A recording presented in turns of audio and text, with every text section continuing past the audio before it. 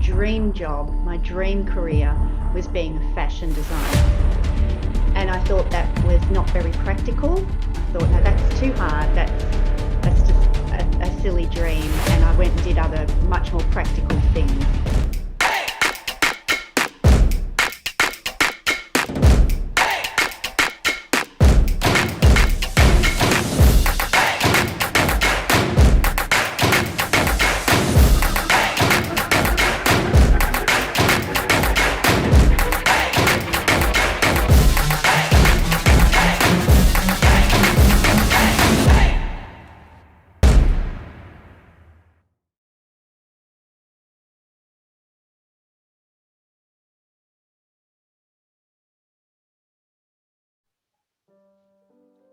Hello and welcome to the Honest Talk by Freak Folks. I'm Harsh Pandey. For this particular session, let me introduce you all to a very interesting, very dynamic, and a very bold personality, Miss Nikki Hind ma'am. She is Australia's first blind fashion designer, gentle disruptor, speaker, disability leader, and a social entrepreneur. She will be joining us today all the way from Australia. So, first of all, ma'am, I welcome you to in this session. Thank you so much for joining and agreeing to share your thoughts with us. Thank you so much. Lovely to be here. Thank you, ma'am. So moving to the topic of today's session, which we have chosen is why disabled people have been forgotten by the fashion industry. It's difficult enough for those with disabilities to find clothes that are stylish, comfortable, and adaptive. Ma'am, my very first question to you is, what are your views on this? Why disabled people have been forgotten by the fashion industry? Yeah, I think the main reason is that I think society has genuinely thought that those who live with disability don't really care how they look, because I think certainly historically society has thought that many people with disabilities don't look right. They look a bit funny, they look a bit odd, they don't look pretty, they don't look desirable. So therefore they don't really care about trying to look pretty. They don't really care about wanting to look professional, perhaps, because again, historically and still now, there are a lot of people with disability who don't work. They're unemployed or underemployed, employed in jobs where perhaps they're not really seen by the public. So all those kinds of reasons that we feel fashion is important, all the things that we love about fashion, I think historically and still now, we think that they aren't relevant to those who live with disability. I think that is why they've been left behind in the world of fashion. Indeed, ma'am, you have actually stressed on many parts and you have pointed out some of the real problems behind this. Ma'am, my next question to you is, or rather it's a kind of request to you, ma'am, please explain our viewers about your journey with Blind Gate, how it all started and what is its vision. I'm very much excited to listen it from you. Well, it started because I was born legally blind in one eye, but the other eye worked fine enough. So for most of my life, I wasn't considered disabled. I didn't consider myself disabled. And then just as I became a mum, I had a stroke. And that affected, well, it wiped out, it destroyed the processing ability of 50% of my field of vision. So I was left then with only being able to see out of half of one eye. The inside half of this eye works. But of course, you need two eyes to focus. And so I've got no peripheral vision, no ability to judge speed and distance. And I'm not very good with light. And I can focus on things, but only for a tiny split second. So I guess I became disabled or blind as an adult. I didn't grow up being blind. And as I was growing up, my dream job, my dream career was being a fashion designer. And I thought that was not very practical. I thought, no, that's too hard. That's just a silly dream, and I went and did other much more practical things. So yeah, when I lost my vision, and I was by then a single mum, a mum by myself with these two beautiful boys. I was not able to get a job. I didn't have any money. I didn't really have any social supports around me. And I became blind. I was really struggling with money and work and fitting into society, that I thought I will reach for a dream. I'll reach for something that feels really powerful, really great to me. And that was fashion design. So I went back to TAFE just part-time, so I could learn enough about how to sew and how to pattern design to put my ideas into practice to create clothes. And then in 2015,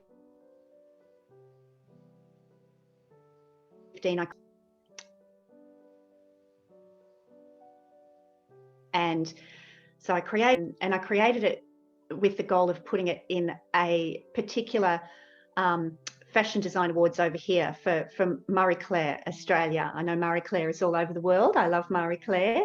I don't know if you get it there in India. And so I got the collection ready and sent in for the Prix de Marie Claire Awards, and they called up to say, thank you very much, but the fashion part of the Prix de Marie Claire Awards are not on this year, so we can't take your entry. But they didn't throw the collection away. They showed it to the fashion editor, and they showed it to the chief editor of the magazine, which made me feel that maybe I could do this thing that was a dream. Maybe I can design clothes. Maybe I'm quite good at it and I can do this. So then I wanted to work out how to make it a business that felt important and worthwhile, not just adding more clothes to the world. So I was actually looking for other blind designers in Australia, because I thought I might work with them, and there weren't any. And when I looked a bit wider around the world, there are a couple of blind designers in the world, but not that many. And then I started looking a bit harder into the industry as a whole and disability. Where are the people who live with disability in the fashion industry? This was 5 years ago. So back then they weren't even really in the fashion industry as models. You see a little bit of that now. You see a little bit of people representing their brands with disabled models, but back then there was almost none of that. And what there certainly wasn't any of, which is still pretty much completely lacking, was people in decision-making positions within the fashion industry who live with disability. So I decided to start Blind Grit, and Blind Grit is built entirely of and around those who live with disability. So all of the dream jobs, because I think dreaming and aspiration is very important, all of the dream jobs, everything except the manufacturing, is done by those who live with disability. So all the very important decisions, all the fabulous creative work, all of it is done by those who live with disability. This was really a great journey. I think we all need to learn from these things, and this is something we all need to genuinely appreciate, ma'am. And I'm sure the viewers who are watching this session, they are surely going to find this interesting as well as our learning part. And not only I think, but I do strongly believe this. Ma'am, my next question to you is, actually I've got this question regarding body positivity. Body positivity is the idea that you should be happy and proud of your body irrespective of its shape and size. Basically, it means being happy and comfortable in one's skin. Clothing and beauty brand love this idea. They tell you to be yourself, love yourself, size doesn't matter. But ma'am, I'm asking you this question. Do you think that are they really encouraging body positivity? That's a great question, because no, I don't think they are. Not really. I think that, the industry definitely recognises that they get negative feedback when they highlight just thin, classically beautiful people, and they don't want the negative feedback, and they want people, you know, their customers, they want their customers to believe that they understand and that they care and that they're wanting to be just like you and inclusive. I think most of it is very tokenistic and is driven by wanting, you know, to keep their share of the market or increase their share of the market. And yeah, that's the same with disability now. I think many brands see that they will get news coverage, or they will get, you know, their videos shared, they will get images shared, they will get noticed if they feature people with disability in their advertising campaigns. I think that's why you see people of different culture and colour, people of different sexuality, people of different abilities and disabilities, people of different shapes and sizes in some advertising campaigns, because that's the bit that people see, that's the bit that the customers see, and it makes the organisation look like they really understand and they really care. But then when you look behind that, it's still very much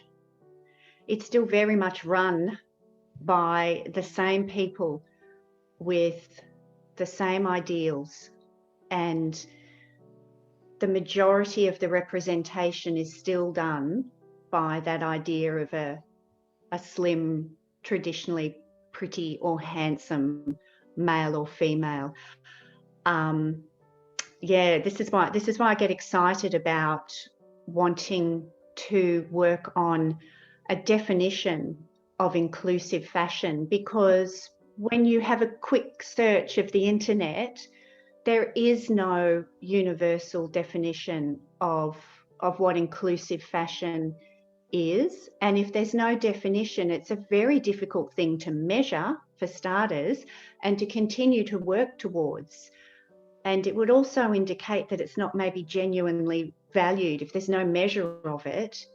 Yeah, so I'm very excited about, I would really like to work on that this year. I would love to see an industry accepted definition of inclusive fashion that can be benchmarked and measured, and organisations can be held accountable, not just pretend.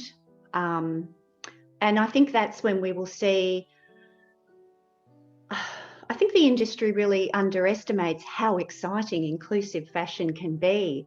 I think they worry that you know, that very treasured, exclusive look or feel thereafter will be just taken away, and it'll be replaced by something that's no longer exclusive or exciting. I don't think that's the case at all. That's not how I see it. But I think the start needs to be with a definition of inclusive fashion, and one that can be measured, and one that can, you know, organisations who do actually care can hold themselves accountable to that definition.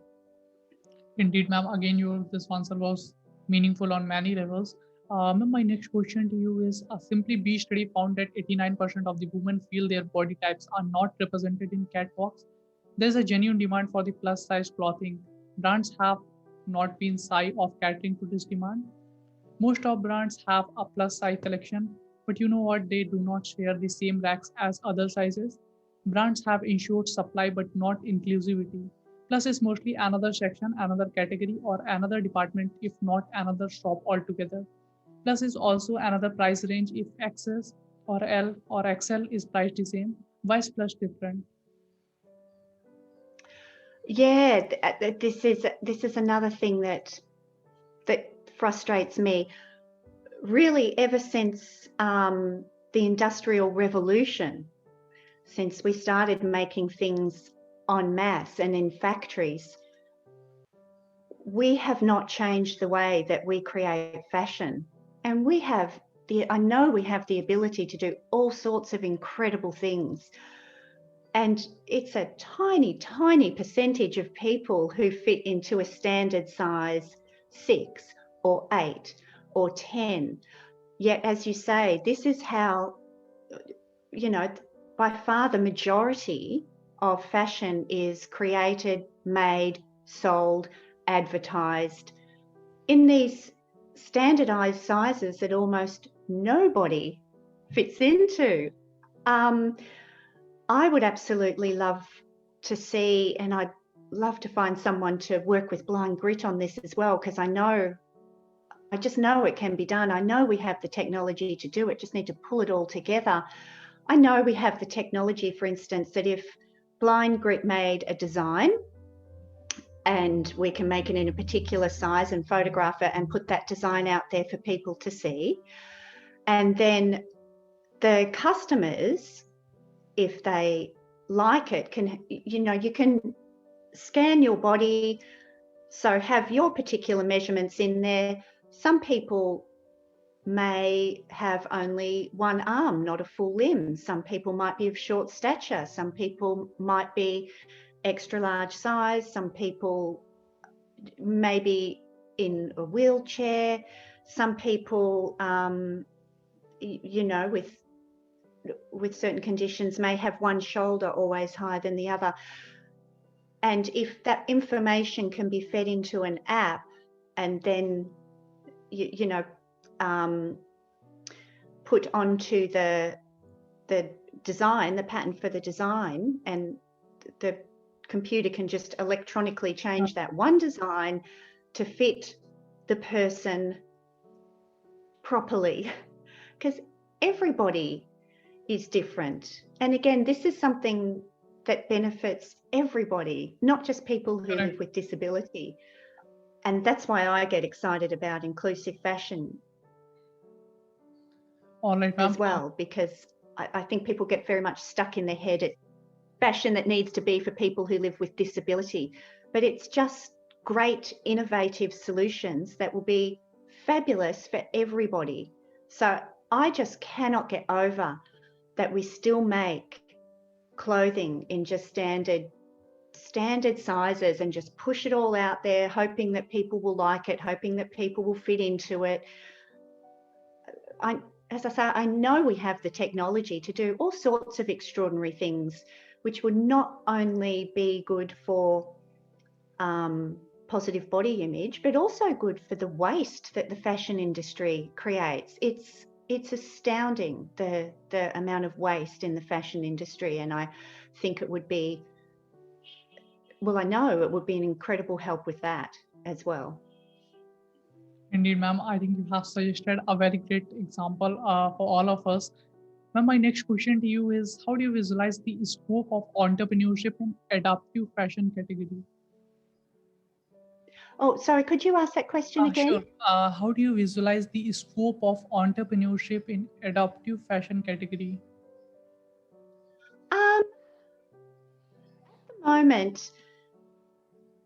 At the moment, I think it's a little bit too focused on being separate.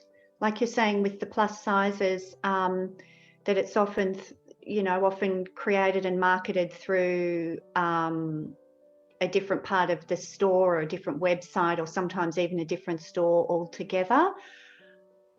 I'm very, very pleased that there is interest in this. I'm very, very pleased that people see that not all clothing is safe or comfortable or wearable for many people who live with disabilities. I'm really pleased about that, and I'm really pleased that people realise there's money in catering to that market. That money's always a great driver.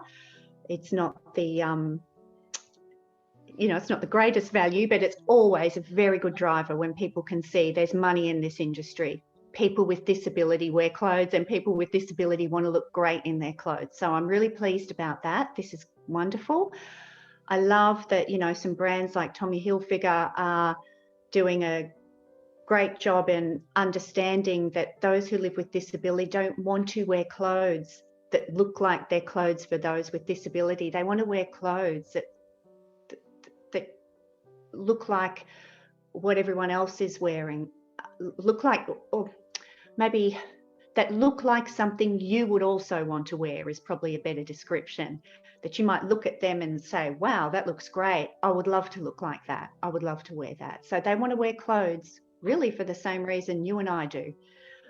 So I love all of that. I guess what I would like to see is that it is just fashion more so than adaptive fashion, because, and I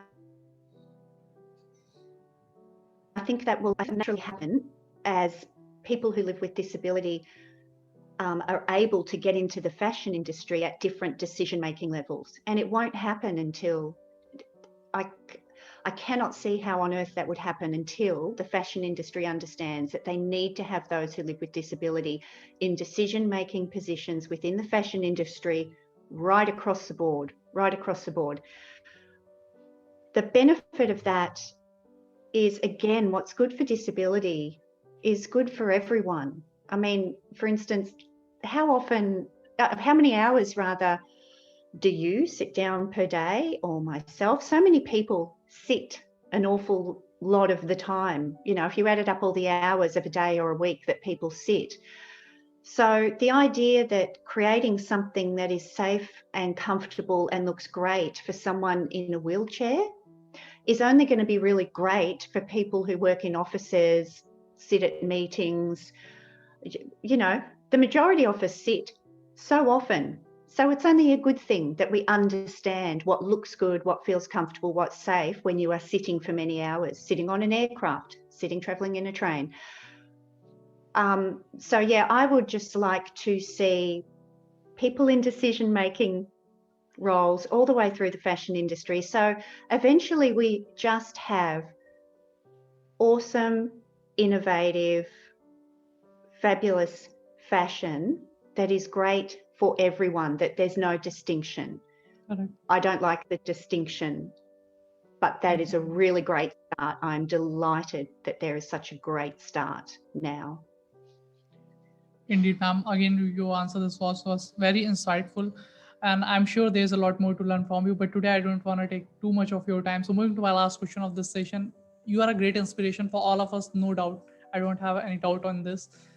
Ma'am, rather say I'm seeking advice from you. What will be what will be your advisors to all differently able people, those who are means finding this as that they have. Some people believe that if they get any such kind of injury or they get any such kind of physical condition, they believe that they have lost their life some kind. So, what are your advice to all of them?